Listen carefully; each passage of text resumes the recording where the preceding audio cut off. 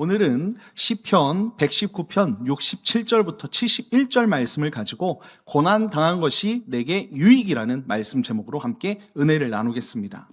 자, 먼저 우리가 오늘 볼 이 시편 119편은 어떤 시편인가라는 생각 우리가 좀 해볼 필요가 있죠. 그래서 배경을 제가 잠깐 설명하면 시편 119편은 성경에서 가장 긴 그런 장으로 되어 있습니다. 무려 몇 절이냐면 176절로 되어 있어요. 꽤나 길죠. 다 읽기가 쉽지 않습니다. 그런데 이 긴 시편이요, 처음부터 끝까지 무엇을 노래하고 있냐면, 주제가 뭐냐면 바로 하나님의 말씀에 대해서 그렇게 전하고 있다는 거예요. 시편 119편을 보면 율법, 증거, 법도, 율례, 그리고 계명, 말씀이라는 단어들이 꽤나 나타납니다. 표현은 조금씩 다르지요. 그런데 이 시편은 오직 하나님의 말씀을 사랑하고 그 말씀을 사모하는 그 마음을 절절하게 고백하고 있다는 거예요. 그런데 우리가 여기서 주목해야 할 것이 있습니다. 이 시편 기자는 어떤 상황에서 지금 이 시편 119편을 썼는가라는 거예요. 편안하고 형통한 자리에서 이 고백을 했을까요? 그렇지 않다는 거예요. 오늘 말씀을 보니까 그렇지 않습니까? 오늘 본문이 보여주듯이 이 시편 기자는요, 고난의 한복판에 서 있었다는 것입니다.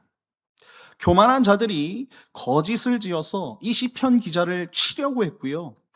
그리고 여러 가지 상황들이 이 시편 기자의 삶에 너무나도 순탄치 못한 그런 것들이 보이는 그런 글이라는 거예요.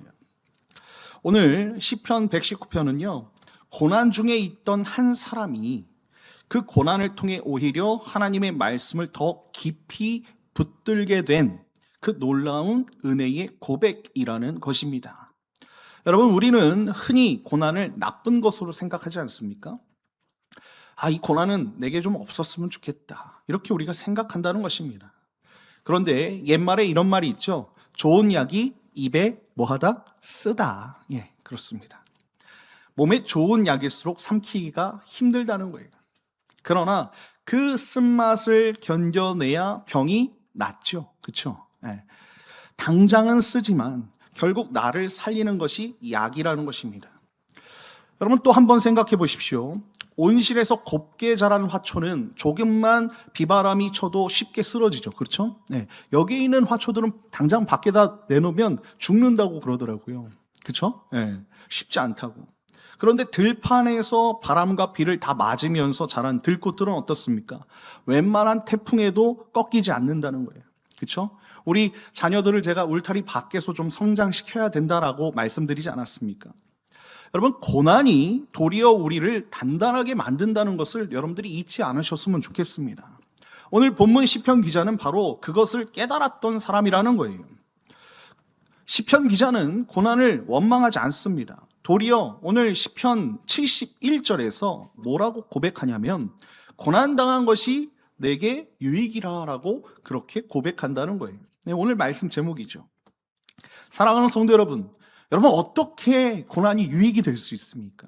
그렇지 않죠. 네, 당장 내게 싫은 건데. 고난을 당해본 사람이라면 누구나 던지게 되는 이 질문에 오늘 본문은 세 가지로 답하고 있다는 것입니다. 자, 첫 번째, 오늘 이 질문에 대해서 시편 기자가 뭐라고 대답하는지 함께 보겠습니다. 첫 번째는 이것입니다. 우리 다 같이 한번 읽어볼까요? 시작. 고난은 나를 말씀 앞으로 돌이키게 합니다. 아멘. 여러분, 고난은요, 우리를 말씀 앞으로 돌이키게 한다는 것입니다. 오늘 본문 67절을 보면 이렇게 말씀하고 있어요. 우리 다 같이 한번 읽어볼까요? 시작. 고난 당하기 전에는 내가 그릇 행하였더니 이제는 주의 말씀을 지키나이다. 아멘. 여러분, 고난의 반대말이 무엇일까요? 한번 생각해 보십시오. 고난의 반대말. 잘 살고 있는 거겠죠? 잘 사는 게 세상에선 뭘까요? 성공이나 소위 성경에서 얘기하는 형통이 고난의 반대말 아닐까요? 여러분, 시편 기자는요, 지금 자기 인생을 고난의 전과 후로 나누어서 고백하고 있다는 것입니다. 고난 당하기 전에는 자기가 어땠다고 얘기하는 거예요? 내가 그릇 행했다라고 그렇게 고백하고 있어요. 그릇 행했다는 것이 무엇입니까? 잘못된 길로 가고 있었다는 거예요. 내가 형통할 때에, 내가 잘 될 때에 뭐 하고 있었다고요? 잘못된 길로 갔다는 것입니다. 시편 기자는요, 고난을 당하기 전에 곧 형통하고 편안한 그때에 오히려 그릇된 행동, 하나님 앞에 그렇게 살았다라고 얘기하지 않습니까? 여러분, 이것이 바로 우리의 모습입니다. 우리가 잘 되고 있으면 하나님을 잘 까먹죠. 네. 우리가 잘 되고 있으면 하나님을 잊어요. 네. 마치 내가 한 것처럼 우리가 느끼면서 세상에 뭐 두려운 것이 없다, 그렇게 살아간다는 것입니다. 모든 일이 순조롭고 부족한 것이 없을 때 우리는 하나님을 잊어버리기가 너무 쉽다는 거예요. 제가 청년부를 꽤나 많이 맡았었는데 처음 맡았던 청년부에 대기업에 들어갔던 청년이 있어요. 그때 당시 청년들보다 연봉이 꽤나 높았어요. 2배 정도. 그런데 신실해 보여요. 그리고 예배 시간에도 잘해요. 그런데 수련회를 갔는데 이렇게 고백하는 거예요. 하나님이 도대체 나한테 도와준 게 뭐가 있는지 모르겠다. 네. 그런 얘기를 하는 거예요. 그러니까 무슨 말이냐면, 제가 그 청년 지금 믿음 생활 아주 잘합니다.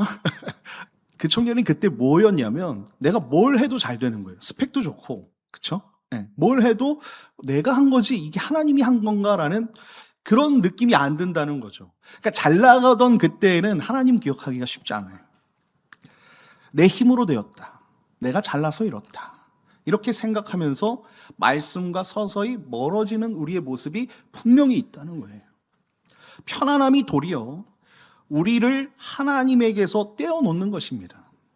그런데 고난이 찾아왔을 때 여러분, 시편 기자가 어떻게 됩니까? 이제는 주의 말씀을 지키나이다라고 고백하는 것을 볼 수 있습니다. 여러분, 고난이 다시 하나님의 말씀으로 그를 돌이켜 세운 거예요. 여러분, 이것을 우리는 삶에서 자주 경험합니다. 건강할 때는 우리의 몸을 함부로 사용하죠. 그렇죠?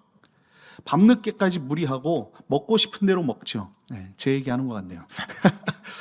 네, 그런데 그러다가 한번 크게 아파서 자리에 눕고 나면 어떻게 합니까? 비로소 생활 습관을 돌아보고 몸을 돌보게 되는 것입니다. 이 사람들이 많이 그렇지 않습니까?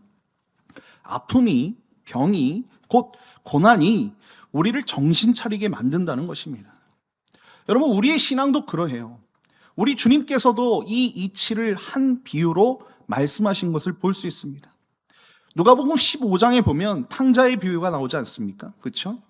한 아들이 아버지의 재산을 미리 받아서 먼 나라로 떠납니다. 그리고 그 재산을 화랑방탕하게 다 써버리죠.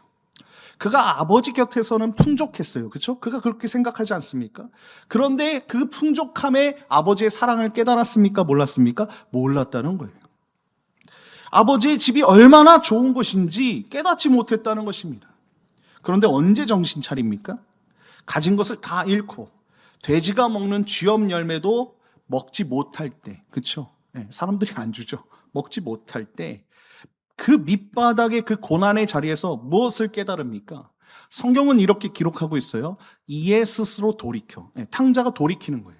아무것도 하지 못하니까. 곧 고난의 밑바닥에서 비로소 그는 정신이 들어서 내가 일어나 아버지께로 가리라라는 결심을 한다는 것입니다. 여러분, 보십시오. 탕자를 아버지께로 돌이키게 한 것은요, 다름 아닌 고난이었다는 거예요. 풍족함이 아니라 잃어버림과 굶주림이 그를 집으로 돌아오게 한 것입니다. 사랑하는 성도 여러분, 현재 여러분들이 고난 중에 있다고 생각하십니까? 그 고난을 원망하지 마십시오. 왜 나에게 이런 일이 생겼나 답답해하지 마십시오. 한번 생각해 보시라는 거예요. 이 고난이 도리어 나에게 주는 유익이라는 것은 내가 하나님 앞으로 다시 가야 된다라는 그 마음이 생길 때 유익 아니겠습니까? 다시 말씀의 자리로, 다시 기도의 자리로 우리가 돌이켜서 나아가야 된다는 거예요. 계속해서 실패하고 계속해서 안 되는 이유가 무엇이 있겠습니까? 하나님 앞에 나아가야지요. 편안할 때 멀어졌던 그 자리, 그 고난이 우리에게 있을 때 하나님이 나를 다시 부른다고 생각하시길 예수님의 이름으로 축원드립니다. 여러분, 성경은요, 히브리서 12장 6절에서 분명히 이렇게 말씀하고 있습니다. 여러분, 다 같이 한번 읽어보겠습니다. 시작. 주께서 그 사랑하시는 자를 징계하시고 그가 받아들이시는 아들마다 채찍질 하심이라 하였으니. 아멘. 여러분, 이 말씀 잘 보세요. 하나님의 징계는 미움의 표시가 절대 아닙니다. 징계도 사랑이라는 거예요. 우리가 아이들을 징계할 때 정말 미워가지고 죽이고 싶어가지고 애들을 막 그럽니까? 아니죠. 그렇지 않다는 거. 사랑하기 때문에 돌이키게 하기 위해서 징계를 하는 것입니다. 여러분, 사랑하시는 자에게, 아들로 받으신 자에게 주시는 것이 징계라는 거예요. 부모가 자식이 잘못된 길로 갈 때 그냥 두지 않고 바로 잡듯이 하나님도 여러분들이 언약 안에 있는 자녀이기 때문에 경고하시면서 고난이라는 그 손길로 다시 품어주시고 다시 안아주시는 그 방법을 고난을 통해서 사용하신다는 것을 여러분들이 잊지 않으셨으면 좋겠습니다. 그러니까 내가 고난당한다, 나는 버림받았나, 이게 아니라요. 그런 버림받음의 표가 고난이 아니라는 거예요. 도리어 하나님께서 여러분들을 붙들어 주시는 사랑의 증거라는 것을 깨달으시길 예수님의 이름으로 축원드립니다. 고난 앞에서 원망으로 무너지지 마십시오. 이 고난을 다시 나를 말씀 앞으로 부르시는구나, 하나님 앞으로 부르시는구나, 하나님의 손길로 받아들이시는 저와 여러분 다 되시길 예수님의 이름으로 축원드립니다. 자, 그렇다면 말씀 앞으로 돌이킨 우리가 그 고난 중에 무엇을 붙들어야 되는 것인가 라는 것입니다. 자, 두 번째는 이것입니다. 우리 다 같이 한번 읽어볼까요? 시작. 고난 중에도 하나님을 선하신 분으로 신뢰하라는 거예요. 네, 아멘. 여러분, 68절부터 70절을 우리 다 같이 한번 다시 읽어보겠습니다. 시작. 주는 선하사 선을 행하시오니 주의 율례들로 나를 가르치소서. 교만한 자들이 거짓을 지어 나를 치려하여 싸우나 나는 전심으로 주의 법도들을 지키리이다. 그들의 마음은 살쪄서 기름덩이 같으나 나는 주의 법을 즐거워하나이다. 아멘. 그렇습니다. 여러분, 이 말씀이 무엇인지 잘 보십시오. 68절의 고백이 이렇게 되어 있지 않습니까? 주는 선하사 선을 행하시오니 라고 말씀하고 있어요. 그렇죠? 네, 고난 중에 있는 사람이요, 주는 선하십니다, 그리고 선을 행하시는 분입니다 라고 고백했다는 것입니다. 이거 쉬운 것이 아니에요. 여러분, 제가 말씀드렸죠. 지금 시편 기자는 고난 중에 있어요. 69절을 보니까 교만한 자들이 거짓을 지어서 그를 치려하고 있다라고 고백하고 있지 않습니까? 억울한 일을 당했어요. 사람들에게 모함을 당했단 말이에요. 이 고난의 한복판에 있는 시편 기자가 할 수 있는 고백이 아니라는 것입니다. 그런데 그 자리에서 지금 시편 기자는 뭐라고 고백합니까? 주는 선하십니다, 선한 일을 행하십니다 라고 고백하는 거예요. 나에게 고난을 주셨는데. 여기서 우리가 붙잡아야 할 놀라운 그런 진리가 있습니다. 믿음이 있지요. 여러분, 고난이 찾아오면 우리 마음에 가장 먼저 드는 것이 뭐예요? 하나님 정말 살아계신가? 하나님이 나를 정말 사랑하시나? 이렇게 우리가 질문할 수밖에 없다는 거예요. 제가 많이 예를 들었죠. 어떤 한 집사님이 저한테 이렇게 얘기하는 거예요. 목사님 아버지는 잘 계시지요? 이게 무슨 뜻이냐면, 목사님 아버지는 잘 계시지요가 이거예요. 목사님이 섬기는 하나님 아버지는 잘 계시지요? 저는 잘 안 계시는 것 같습니다. 이 질문이었어요. 세상 사람들, 그리고 믿는 자들도요, 고난이 찾아오면 그렇게 질문한다는 거예요.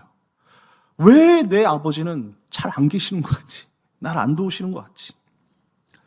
그러나 오늘 시편 기자는 뭐라고 얘기합니까? 주님은 선하십니다, 선한 일을 행하십니다 라고 고백한다는 거예요. 여러분, 우리는 고난 때문에 하나님의 선하심을 의심합니다.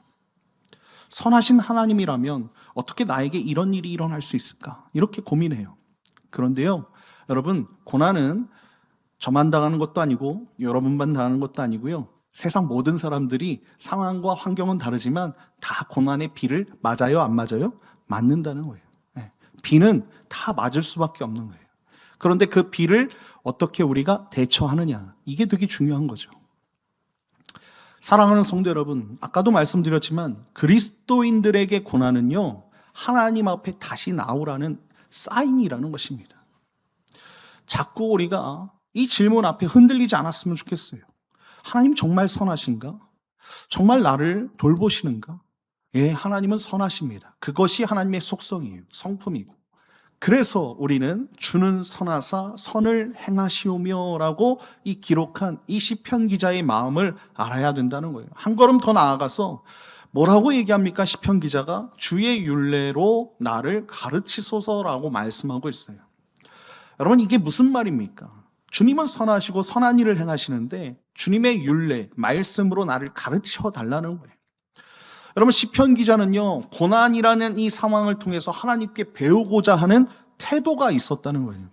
제가 아까 말씀드렸죠. 많은 사람들이 고난의 비를 함께 맞아요. 그런데 그 비를 대처하는 태도와 자세가 우리는 어떠하냐라는 것입니다.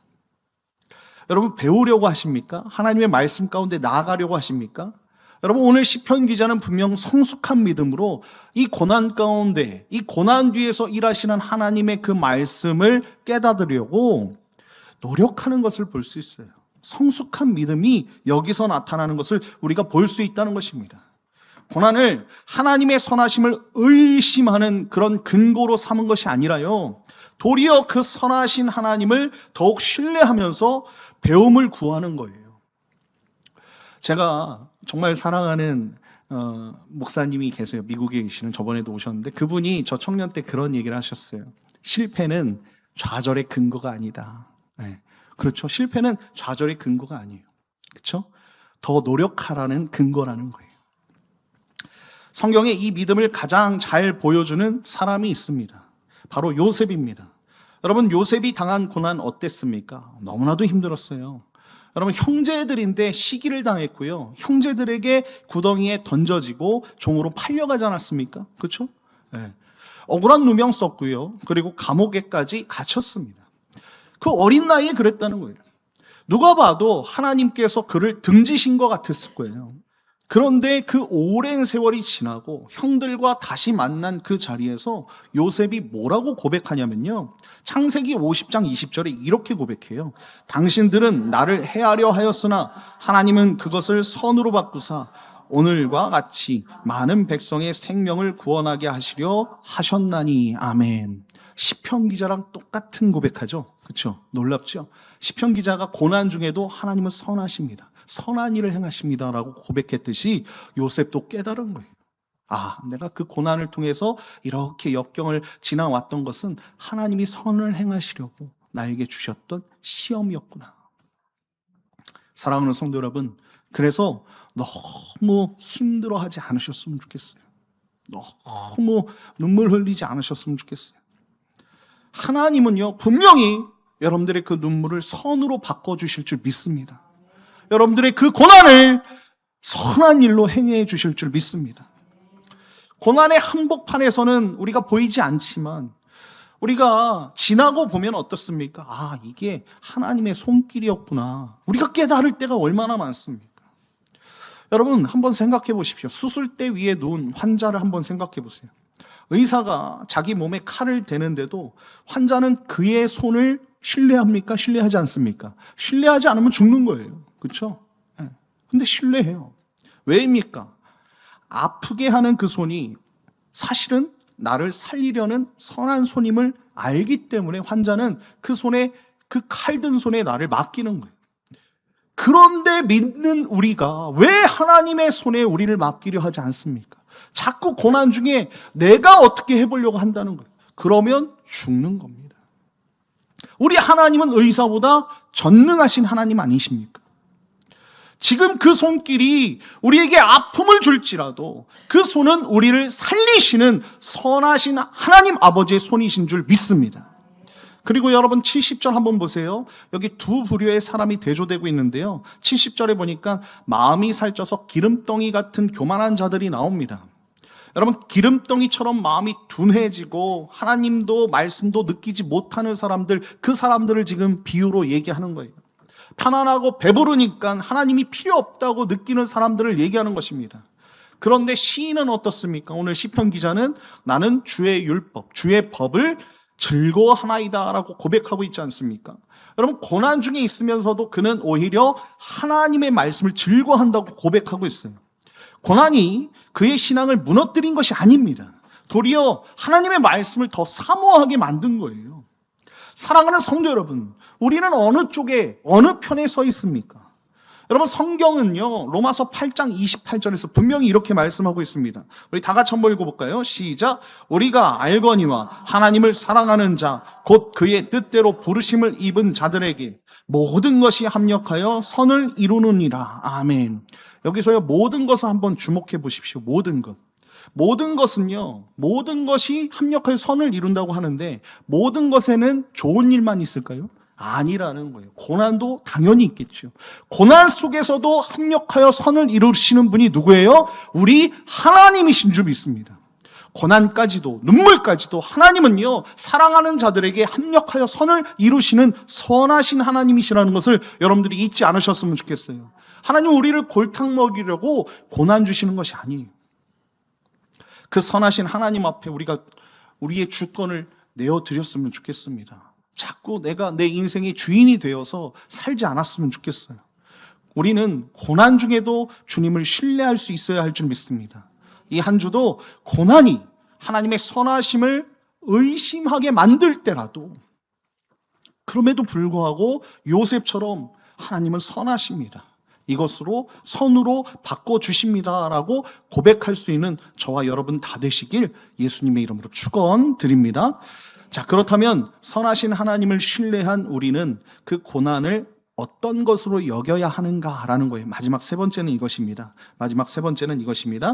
자, 다 같이 읽어봅시다. 시작. 고난을 말씀을 배우는 학교로 삼으십시오. 아멘. 여러분, 71절을 우리 다 같이 한번 읽어볼게요. 시작. 고난당한 것이 내게 유익이라 이로 말미암아 내가 주의 율례들을 배우게 되었나이다. 아멘. 그렇습니다. 오늘 말씀을 보니까 이제 시편 기자가요, 마침내 고난에 대해서 결론에 도달하는 것을 볼 수 있어요. 고난당한 것이 뭐라고요? 내게 유익이라고 그렇게 고백하는 것입니다. 여러분, 이 고백이 얼마나 놀랍습니까? 그런데 여기서 우리가 오해하기 쉬운 것이 있어요. 고난당한 것이 내게 유익이다라고 마치 고난이 다 끝난 것처럼 얘기하는데 사실 그렇지 않아요. 편해진 다음에야 우리가 겨우 뒤 돌아보면서 그때 참 유익했지, 이것으로 끝나면 안 된다는 것입니다. 무슨 말인지 아시겠어요? 회고처럼 들리면 안 된다는 거예요. 고난은 언제든지 찾아올 수 있습니다. 여러분, 히브리어 원어로 보면요, 꼭 이렇게만 읽을 수 없어요. 자, 71절에 보니까 뭐라고 되어 있어요? 배우게 되었나이다라고 이 번역된 말은요, 히브리어로 엘마드라는 뜻입니다. 동사로 쓰여져 있는데 이 엘마드는요, 한 번 배우고 완전히 끝나버린 형태가 아닙니다. 그 고난으로 말미암아 배우게 되고 또 계속해서 배울 수밖에 없다라는 그런 동사로 쓰여져 있는 거예요. 여러분, 이 고백은요, 고난이 다 지나가 버린 그런 사람에게만 할 수 있는 고백이 아니라는 것입니다. 여전히 이 고난 중에도 그 고난을 통해서 하나님의 말씀을 배워가면서 이것이 내게 유익이구나, 또 고난이 찾아오도 나는 배워야 되는구나 라는 그런 고백이라는 거예요. 한 가지 더 한번 보겠습니다. 71절의 첫머리 유익이라는 말이 있죠. 유익이다. 유익이라는 이 말은요, 히브리어로 여러분들 많이 들어보셨을 거예요. 토브라고 쓰여 있습니다. 토브. 여러분, 이 토브는요, 창세기 1장에서 하나님께서 세상을 지으시고 뭐라고 하셨어요? 보시기에 좋았더라라고 하지 않습니까? 여기서 좋았더라라고 쓰인 단어가 토브입니다. 그런데 이 좋다라는 말이 여러분 유익이다라고 쓰인 거예요. 그러니까 고난이 내게 좋다라고 얘기한 거죠. 그리고 68절, 우리가 제대로 보진 않았지만 68절에 주는 선하사라고 할 때 이 선하다는 말도 토브로 쓰여져 있습니까? 그러니까 좋다, 유익이다, 선하다가 다 토브예요. 무슨 말인지 아시겠죠? 그러니까 여러분, 시편 기자가요, 자기가 당한 고난을 두고 하나님께서 천지를 지으셨으며 좋았다라고 했던 그 말을 내게도 유익이고 내게도 좋은 것입니다라고 고백하는 거예요. 무슨 말인지 아시겠어요? 고난이 선한 것이다라고 얘기하는 거예요. 고난 중에 말씀 앞으로 돌이키고 고난 중에도 선하신 하나님을 신뢰하며 그 고난 중에서 하나님의 말씀을 나는 배울 수 있어서 좋습니다라고 고백한 거예요. 무슨 말인지 아시겠죠? 여러분, 시편 기자는 막연히 유익이었습니다라고 얘기한 게 아니라 이 유익이 무엇인지 분명히 밝히고 있다는 것입니다. 이로 말미암아 내가 주의 율법, 그러니까 율례들을 배우게 되었습니다라고 고백하는 것입니다. 그러니까 무엇입니까? 고난을 통해서 하나님 말씀 배웠습니다. 제가 계속해서 하나님 말씀 가운데 나가고 고난을 통해서 배웠듯이 또 배우겠습니다라는 고백이에요. 여러분, 고난 자체가 유익이 아닙니다. 다시 말씀드리지만 여러분, 고난 찾아왔다고 다 유익한 사람 아니에요. 예. 고난이 우리를 하나님 말씀 앞으로 이끌어 갈 때가 유익한 거예요. 아멘이시죠? 예. 그 말씀을 배우게 될 때가 유익인 거예요. 그 고난이 유익이 되는 것은 하나님을 내가 계속해서 배워가고 깨달아갈 때, 하나님이 선하시다는 것을 내가 알 때 유익인 거지, 고난 자체가 유익은 아니에요. 여러분, 시편 기자는 고난이 하나님의 율법, 율례를 배우는 학교였던 것입니다. 사랑하는 성도 여러분, 여러분 운동해 보셨죠? 헬스하는 사람들이 이런 얘기를 해요. 몸의 근육이 이렇게 자라난다고 합니다. 편안히 쉬기만 하면 근육은 자라나지 않습니다. 밥만 먹으면 지방만 쌓이는 거예요. 그렇죠? 그런데 무거운 것을 들고 근육 운동을 하면 부하가 일어나서 근육이 미세하게 찢어진다고 합니다. 이 찢어지는 과정, 이 아픈 과정을 거쳐야지만 근육이 회복을 하고 더 커진다는 거예요. 그래서 운동하는 사람들이 이렇게 얘기합니다. 고통 없이는 얻는 것도 없다. 네, 이렇게 얘기한다고 해요. 우리의 믿음도 똑같지 않습니까? 아무 어려움 없이 편안하게 산 그런 신앙인은요, 자라나지 않는다는 거예요. 고난이라는 부하가 우리 가운데 걸릴 때 우리 믿음의 근육이 단단해지는 줄 믿습니다. 그런데 성경은 여기서 한 걸음 더 나아가서 깊은 그림을 보여주고 있습니다. 바로 정금이라는 거예요. 여러분들 정금 다 아시죠? 여러분, 금은 어떻게 순수해집니까? 어떻게 순수해져요? 땅에서 캐낸 금이 순수합니까? 그렇지 않죠. 온갖 불순물이 섞여 있다는 거예요. 그 금을 뜨거운 불 속에서 넣어서 녹이고 또 녹이고 불순물을 제거하면서 그러면서 어떻게 되는 거예요? 정금이 되는 것 아닙니까? 불순물을 거쳐내야 된다는 거예요. 불이 없이는, 곧 뜨거운 연단이 없이는 정금이 될 수 없다는 것을 여러분들이 다 아실 것입니다. 여러분, 이 금, 이 정금에 대해서 얘기한 사람 있죠? 욥기 아닙니까? 욥기에 보면 욥은 참혹한 고난 속에서도, 당대의 의인이었는데 참혹한 고난 속에서도 그 고난의 한복판에서 분명히 이렇게 고백하는 것을 우리가 알 수 있습니다. 욥기 23장 10절에 이렇게 고백합니다. 우리 다 같이 한번 읽어볼까요? 시작. 그러나 내가 가는 길을 그가 아시나니 그가 나를 단련하신 후에는 내가 순금같이 되어 나아오리라. 아멘. 여러분, 우리의 고백이 이랬으면 좋겠습니다. 고난이 우리에게 유익인 것은요, 하나님께서 나를 순금처럼 만들어 주시려고 할 때, 그때가 유익이라는 거예요. 고난 자체가 유익이 아니라 고난을 통해서 하나님 말씀을 배우고 고난을 통해서 하나님을 경험하고 고난을 통해서 하나님 앞에 나아갈 수 있을 때, 그때가 유익이라는 것을 여러분들이 잊지 않으셨으면 좋겠습니다. 여러분, 욥도 이렇게 고백하는 거예요. 여러분, 고난이 단련하는 것이라고 얘기하지 않습니까? 그렇죠? 그가 나를 단련하신 후에는 내가 순금같이 나올 거다라고 고백한다는 것입니다. 사랑하는 성도 여러분, 바로 이것이 고난이 주는 유익인 줄 믿습니다.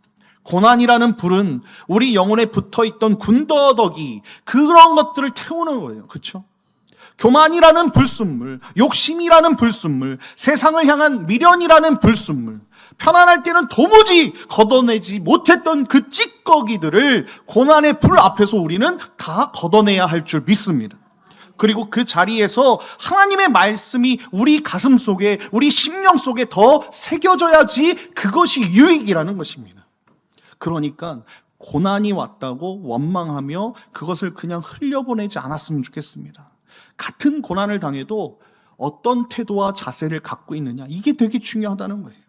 어떤 사람은 원망하다가 끝나고요, 어떤 사람은 그 고난 속에서 정말로 막 절규하면서 아무것도 하지 않은 채 그렇게 끝나는 사람이 있는 반면, 어떤 사람은 욥처럼, 다윗처럼 그 고난 앞에서도 하나님의 말씀을 배우고 또 배우는 사람들이 있다는 거예요. 고난을 자기가 배울 수 있는 학교, 신앙의 학교로 삼는 자만이 그 고난의 유익을 거둘 수 있다는 것을 여러분들이 잊지 않으셨으면 좋겠습니다.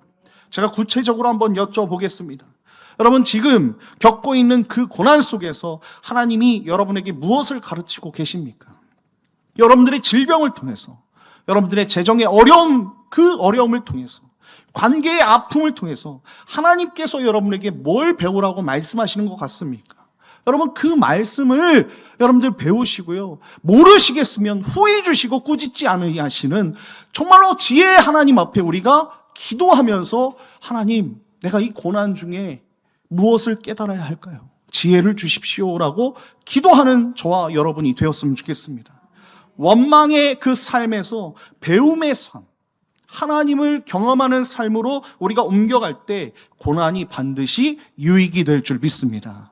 이 한 주도 고난을 원망으로 흘려보내지 마시고 그 고난을 붙잡고요, 하나님의 말씀을 배우는 저와 여러분 다 되시길 예수님의 이름으로 축원드립니다. 결론입니다. 사랑하는 성도 여러분, 우리는 흔히 흔들리지 않은 인생, 고난 없는 인생을 복이라고 얘기합니다. 그러나 여러분 한번 생각해 보십시오. 나무를 한번 생각해 보세요. 바람 한 점 없는 곳에 서 있는 나무가 뿌리가 깊을까요? 아니면 얕을까요? 얕을 거예요. 그렇죠? 거센 바람, 흔들리는 그런 바람이 불수록 나무는요, 쓰러지지 않으려고 뭐 하는 거예요? 뿌리를 깊이 내린다는 것입니다. 마침내 어떤 태풍도 그 나무를 흔들 수도 없고 꺾을 수도 없죠. 여러분, 고난의 흔들림이요, 도리어 우리의 믿음의 뿌리를 깊이 내리게 한다는 것을 여러분들이 잊지 마시길 예수님의 이름으로 축원드립니다. 그러니까 여러분의 삶이 지금 고난에 흔들릴지라도, 이게 하나님 앞에 더 가까이 갈 수 있는 기회구나, 하나님 말씀 보라는 그런 사인이구나, 하나님 앞에 배워야 되겠다라는 그런 즐거움으로 시편 기자처럼 오늘 하나님은 선하십니다, 하나님은 언제나 선한 일을 행하십니다 라고 믿음으로 고백하는 저와 여러분이 되었으면 좋겠습니다. 사랑하는 성도 여러분, 우리가 고난을 이렇게 유익이라고 바라볼 수 있는 이 궁극적인 확신, 어디서 올까요? 우리의 정신력에서 올까요? 아니에요. 긍정적인 마음에서 올까요? 아니에요. 바로 우리보다 먼저 고난의 길을 걸어가신 분이 계시다는 거예요. 누구실까요? 십자가를 지신 예수 그리스도라는 것입니다. 여러분, 이 세상에서 가장 크고 정말로 힘든 고난이었던 십자가의 그 고난 지신 예수님이 죄 없으신 하나님의 아들이신, 그쵸? 아들이 우리의 죄를 위해 십자가에 못 박히신 그 고난이 있다는 것을 여러분들 잊지 않으셨으면 좋겠어요. 이 십자가의 고난이 어떻게 되었습니까? 여기서 끝나지 않아요. 그 고난에서 끝나지 않는다는 거예요. 주님은 분명 사흘 만에 죽음을 이기시고 다시 살아나셨고요, 그렇죠? 부활하셨지요. 그 십자가를 온 인류를 구원하는 가장 큰 영광이 되었다는 거예요. 여러분, 우리도 고난을 이겨내서 부활의 그 경험을 우리가 맛봤으면 좋겠습니다. 가장 큰 영광을 주님 앞에 올려드렸으면 좋겠습니다. 여러분, 가장 참혹한 그 십자가의 고난이요, 가장 위대한 구원의 통로가 된 것처럼 우리도 좀 그렇게 살아봤으면 좋겠어요. 성경은 분명히 히브리서 5장 8절에서 이렇게 말씀하고 있어요. 우리 예수님도 이랬다는 거예요. 우리 다 같이 한번 읽어보겠습니다. 시작. 그가 아들이시면서도 받으신 고난으로 순종함을 배워서. 여러분, 우리 예수님도 하나님의 아들이었는데도 불구하고 뭘 배웠어요? 순종함을 배웠다는 거예요. 어디서? 고난 속에서. 그러니 우리가 예수님을 믿고 따른다면, 우리가 예수님의 그 고난을 믿는다면, 그 십자가의 부활을 믿는다면 우리의 고난도 결코 헛되지 않는다는 것을 여러분들이 기억하시고, 우리보다 먼저 앞서가신 길이요 진리요 생명 되신 그 예수님이 우리의 고난을 친히 보증하신다는 것을 깨달으시고, 이 무더위가 깊어가는 이 한복판에서도 그럼에도 불구하고 그 삶의 고단함과 고난 앞에서 우리가 원망하지 않고 주저하지 않고 하나님의 말씀대로 살아가려고 노력하는 저와 여러분이 되었으면 좋겠습니다. 고난의 그 모든 그 환경을 신앙의 배움의 학교로 삼아서 마침내 이 고난을 통해서 내가 유익을 얻었습니다, 하나님을 알았습니다, 하나님의 말씀이 내 마음속에 새겨졌습니다 라고 고백하는 저와 여러분 다 되시길 예수님의 이름으로 축원드립니다.